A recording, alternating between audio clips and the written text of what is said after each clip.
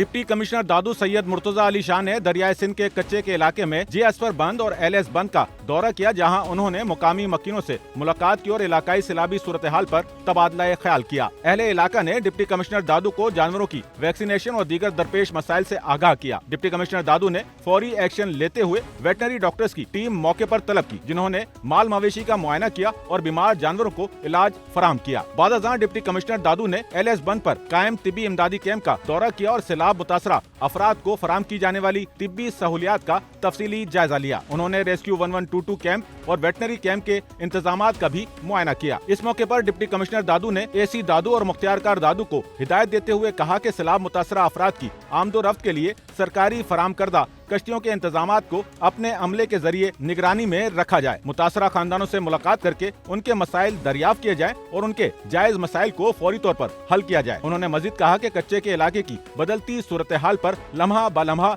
नजर रखी जाए और कंट्रोल रूम को मुसलसल आगाह किया जाए ताकि बरवक्त इकदामात को यकीनी बनाया जा सके। डिप्टी कमिश्नर दादू ने DHO दादू और महकमा लाइव स्टॉक को भी हिदायत जारी की कि मुतासरा अफराद और उनके माल मवेशी को तिब्बी सहूलियात फराहम की जाएं ताकि सैलाबी सूरत हाल के बाइस पैदा होने वाले अमराज से बरवक्त बचाव मुमकिन बनाया जा सके। इस मौके पर DHO दादू सैयद इमदाद अली शाह, असिस्टेंट कमिश्नर दादू समीउल्लाह वग्गन और मुख्तियारकार दादू शिराज पंवर भी डिप्टी कमिश्नर दादू के हमरा मौजूद थे।